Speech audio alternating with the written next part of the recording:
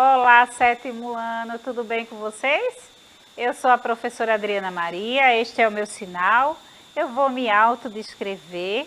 Vocês talvez estejam estranhando, né? Sempre veem a professora Viviane Santos, não é? Aqui continuando a aula, e eu fico no chat. Só que hoje a professora Viviane está em outras demandas e eu estou aqui. Então vamos juntos, né, nessa aula. Então eu vou me autodescrever, sou uma mulher de cor parda, estatura baixa, visto blusa laranja, calça preta, estou em pé nos estúdios Educa Recife, uso óculos e, como sempre falo, nunca sozinha, sempre acompanhada. Eu tenho comigo Midian, tornando a nossa aula muito mais acessível. Tenho também Camille Borba, essa menina, mulher incrível, eu chamo menina, não é? Menina, mulher, não é? Professora incrível, não é? Que sempre está conosco aqui, tanto comigo como com Viviane também, não é? E aí ela está aqui para interagir com vocês no chat. Professora Camille, dá aquele alô cheio de carisma. Olá, lindezas, tudo bem? Eu sou Camille Borba, este é meu sinal. E como disse a nossa queridíssima professora Adriana, estou aqui no chat, que é a nossa ferramenta interacional. Então, estou aqui esperando seu olá, né, os seus comentários, suas dúvidas. Não se acanhe, a gente aqui para ajudar vocês. Lembrando que quem não pode, né, quem não consegue assistir as aulas ao vivo, sempre pode rever as nossas aulas no contraturno, né, pelo nosso canal do YouTube Educa Recife. E como fez a professora Adriana, eu vou me autodescrever. Eu sou uma mulher negra, de cabelos pretos cacheados, tenho olhos escuros, uso um óculos arredondado, estou sentada em frente ao computador esperando o seu olá, e usando uma farda azul, tá? E olha, pelo que eu já espiei da aula de hoje, vai ser uma aula interessantíssima e lúdica, né, professora Sim, Adriana, que vai mesmo. aumentar o repertório cultural, né, da gente. Então, espero que Sim. vocês gostem. Qualquer coisa, tô aqui. Um beijo. Isso mesmo, professora Camille. A nossa aula é sobre lendas, não é? Um tema legal, gostoso, não é, de ser estudado. Então, vamos lá. Então, nós temos aqui, não é, o conceito, né, sobre lendas, que as lendas são manifestações culturais populares que representam o conjunto de história e contos. Vejam, não é história, tá? É histórias, não é? E contos narrados pelo povo, que são transmitidas de geração em geração por meio da oralidade. Então, é aquela história contada, não é? De geração para geração. Então, minha gente, cada um tem aquele repertório de história, né? Contada, que os seus avós contaram e que o seu pai contou para o filho contou para o filho do filho, não é? E aí vai essas histórias passando de geração a geração. Então hoje vamos conhecer algumas das principais lendas do Brasil, porque tem tantas lendas, pessoal, que aí a professora, não é, Viviane, ela selecionou apenas algumas dessas histórias para vocês, tá? Então, a lenda que eu trago hoje, essa lenda não é bem conhecida, o Saci, não é? Os diversos tipos. Então, vamos ver. Professora Adriana, antes dessa aula eu nem sabia que havia mais de um tipo de saci, sabia? Tá vendo? Vê como é que a gente, né, mesmo que a gente seja professora, a gente sempre pode aprender alguma coisa nova, Tem né? sempre um aprendizado novo para a gente. Exatamente. Então, não é legal, professora, estarmos acho. aqui em contato, não é, com o aprendizado. Então, esse é o tempo de aprender a aprender. Então, o professor aprende, ensina, os alunos aprendem, recompõem a aprendizagem. Então, vamos lá, pessoal, ler, não é, a origem, não é, dessa lenda, o Saci. Nome de origem tupi-guarani, o Saci Pererê é uma das lendas brasileiras mais conhecidas. É representada por um menino negro que possui uma perna só. Além disso, fuma cachimbo e usa uma carapuça vermelha que lhe dá poderes mágicos. Muito brincalhão e travesso, o Saci surge como um redemoinho e gosta de assustar pessoas. Embora o Saci Pererê seja o mais conhecido, existem vários tipos de saci, entre eles o pererê, o trique e o sacurá. Interessante, não é, professora Camille? Nós temos aí 3 tipos de saci. Se vocês não sabiam, vocês ficaram sabendo hoje. Legal, não é, pessoal? Então, essa lenda do saci é muito conhecida por todos nós. Então, vamos lá. Os outros tipos de saci são saci do poá, sai fogo pelos olhos, saci teterê, não é terê-tetê, é teterê, tá, pessoal? É um saci tentador de moças, parecido com o poá, só que mais alto. Anda sempre petecando uma brasa na mão para outra, anda nu, tem barbicha de cabrito, beiço vermelho e traz a língua de fora. Saci taterê, tem cara de pia, usa camisa, tem cor de formiga e não tem espora. Já o saci sacerê, não é? É comum, não é, em Minas Gerais.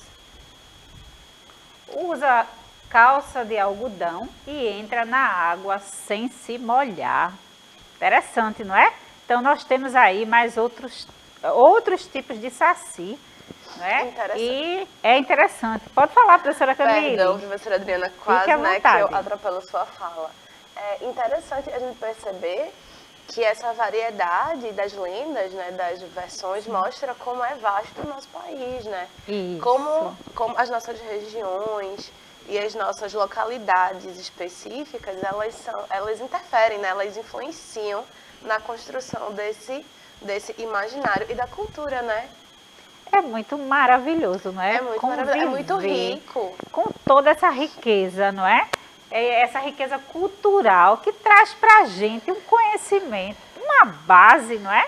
Para a gente acreditar também, né? E aí cada um, como sempre falo na aula de lendas, cada um é livre para acreditar, não é? Da forma que quiser, não é? E vivenciar, não é?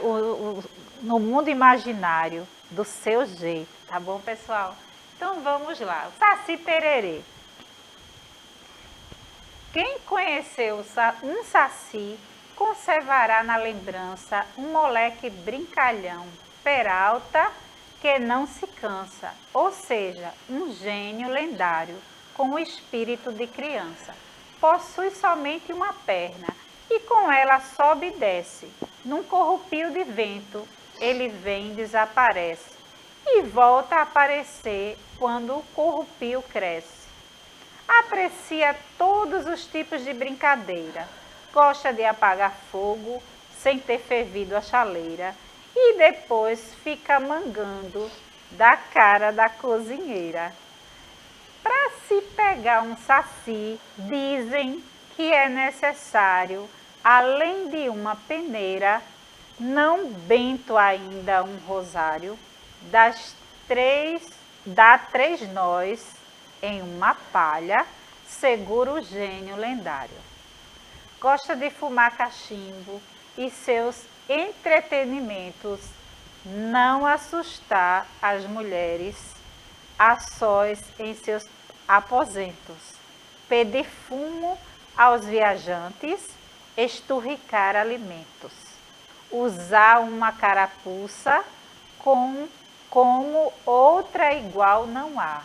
Há 3 tipos de sacis. Os 3 tipos que há são o saci pererê, o saci trique e o sacurá. Então, nós temos aí, não é? Uma poesia, um jogo de rimas aí com o saci. Que coisa legal! Então, continua, pessoal. Usar uma carapuça como outra igual não há. Há 3 tipos de sacis. Os 3 tipos que há são o saci pererê, o saci trique e o sacurá. procuram-se objetos e o Saci escondendo com os seus artifícios mágicos, nós estamos percebendo. No entanto, até juramos que não os estamos vendo. Interessante, não é, gente? Então, nós temos aí a lenda do Saci, os tipos de sacis, e agora a gente vai ver, não é? Outra lenda muito conhecida por nós, não é? A lenda da cuca. E aí, quando a gente pensa em cuca, a gente lembra de um programa que se tinha, não é? E aí nós temos aí toda essa atuação, não é? Dessa lenda, não é? Desse personagem. Então, vocês lembram da lenda da cuca? Espero que sim. Então, vamos ver. De origem portuguesa, a lenda da cuca está associada muitas vezes com o bicho-papão. Ela é uma personagem muito temida pelas crianças, representada por velha feia e malvada, com cara de jacaré, que raramente dorme. Interessante, né, pessoal? Sua personagem está associada com o rapto de crianças desobedientes e que não querem dormir. Por isso, a tradicional cantiga de niná, crianças diz: "Nana neném, que a cuca vem pegar", não é? Então, interessante essa ideia, não é, que às vezes é assustadora, não é, para a criança. Eu não aconselho a cantar essa música não é? Para o bebezinho, para nenhum bebezinho não.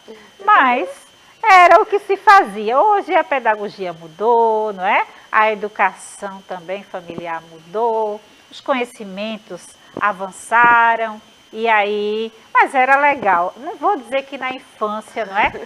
Lá atrás não era legal, mas aí hoje eu já não fazia isso com os meus filhos, né? E não aconselho ninguém cantar que a cuca vai vir pegar para assustar bebê, não.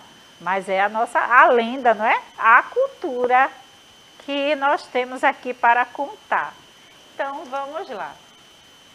Diz uma lenda que em algum lugar da floresta mora uma bruxa um tanto assustadora.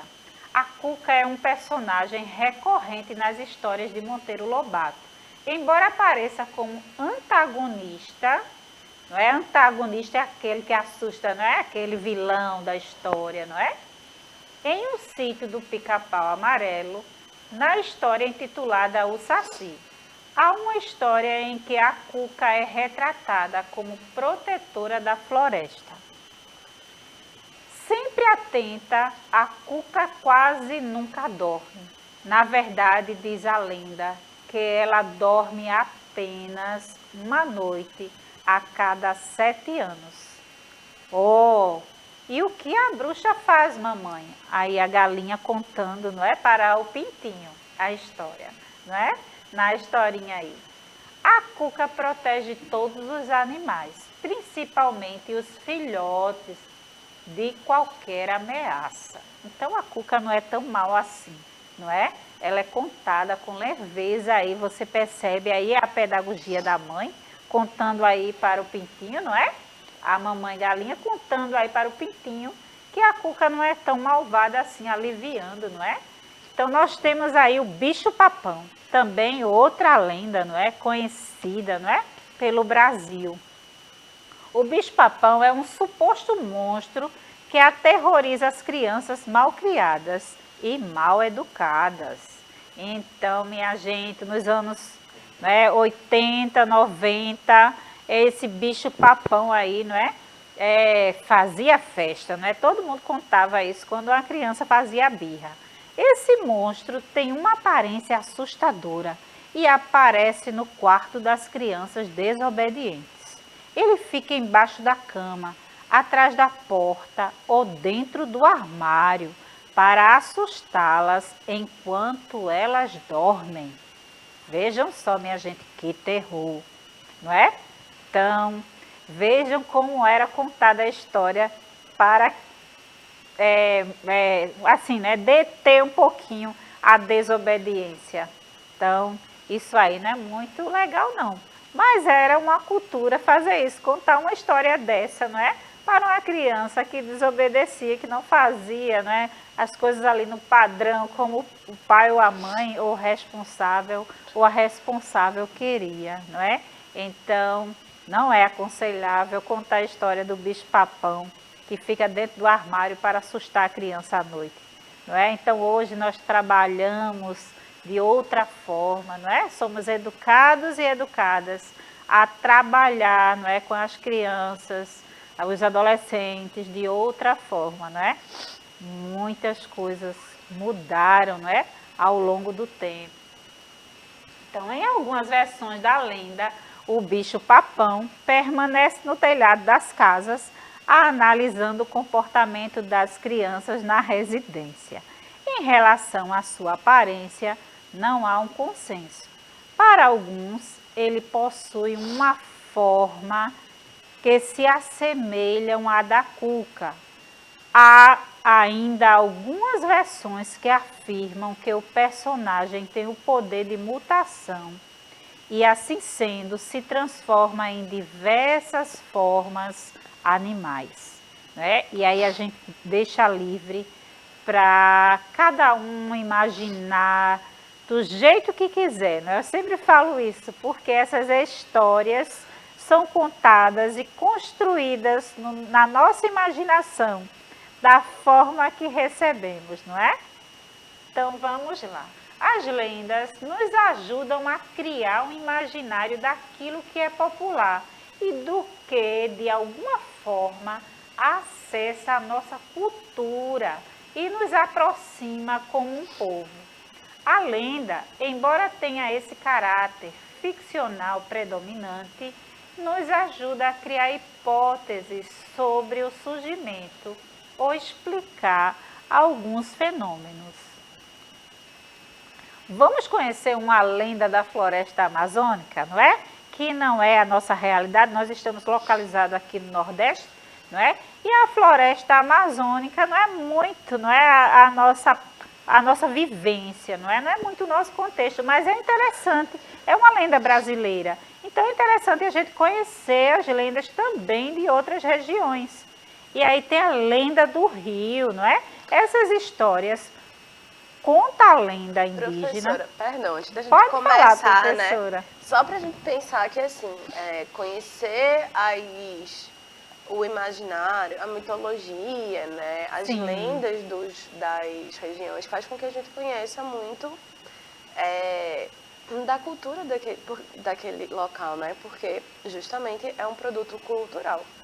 E assim a gente consegue espiar um pouquinho, né, de Sim. cada região e ver como eles se relacionam com o meio, se relacionam com a natureza, porque além dela tem essa função de tentar explicar o surgimento de algo que você ainda não sabe, né?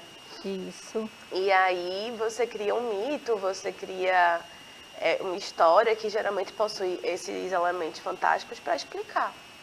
E isso fala muito sobre como esse povo se relaciona com o mundo, né? Uhum. Era só isso. Isso, não é? Ótima contribuição da professora Camille. E realmente é tudo isso que acontece, minha gente. Quando nós estamos falando sobre essas histórias, nós temos esse conhecimento, não é? Como é que esse povo se relaciona com a natureza, não é? E aí nós percebemos detalhes, não é? Peculiaridades que estão nas entrelinhas dessas histórias que são contadas de geração a geração, não é? De uma geração para outra geração. E aí essa história, não é? A lenda do rio, essa história conta a lenda indígena de como nasceram os rios Xingu e Amazonas. Há muitos anos atrás, a terra ficou totalmente seca, sem rios para nadar ou pescar, porque uma deusa malvada chamada Juriti mandou guardar todas as águas da região em 3 fantásticos tambores gigantes. Os índios tinham muito medo dela e aceitaram sua decisão de guardar as águas, contentando-se somente com as chuvas. Ocorreu, porém, que num dia de muito calor, 2 índios muito sapecas, filhos do pajé, viram um passarinho bebendo água na beira de um dos potes e pediram um pouco que ainda estava em seu bico. Mas o pássaro, assustado, voou para longe. Os meninos voltaram para casa muito tristes, pois queriam sentir aquela alegria de beber e tocar nas águas. A mãe, preocupada, recomendou aos filhos que não fossem mais brincar perto dos potes. Porém, como eram muito peraltas, eles desobedeceram a ordem dada pela mãe e novamente foram correr e brincar de pira perto dos tambores mágicos.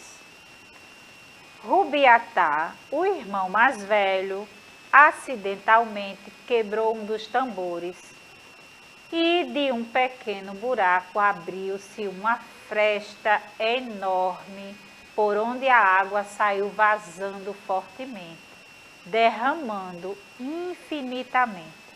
A força foi tão grande que o barulho era ensurdecedor e fez com que a deusa acordasse de seu descanso matutino. A deusa ficou furiosa e se transformou em um grande peixe e passou a perseguir Rubiatá. Este doileado pela correnteza das águas. Os caminhos foram criando cachoeiras por onde a água descia e formou-se então o rio Xingu. Juruna, o irmão que ficou escondido, jogou uma pedra e quebrou os outros 2 tambores.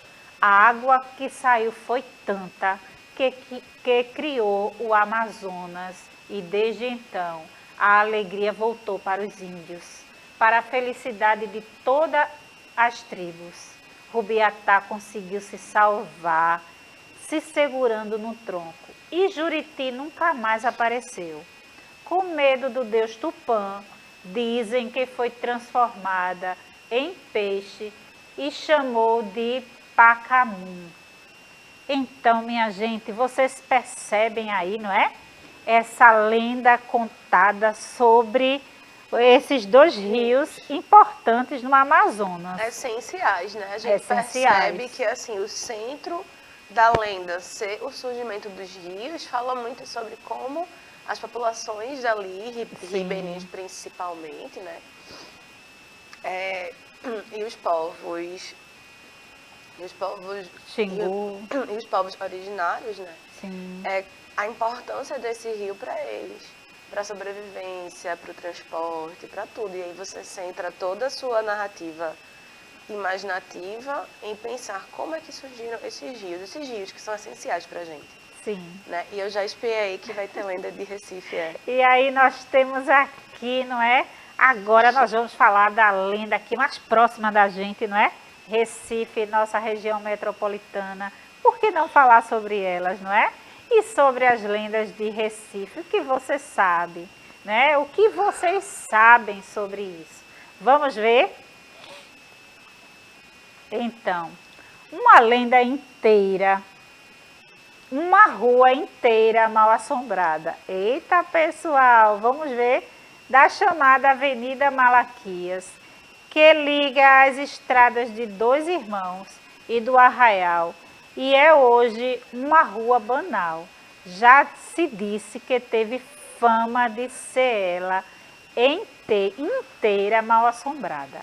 Ainda a conheci com suas velhas e grandes jaqueiras e mangueiras e quase sem uma casa por trás dos muros altos, onde de dia os moleques se divertiam traçando calungas.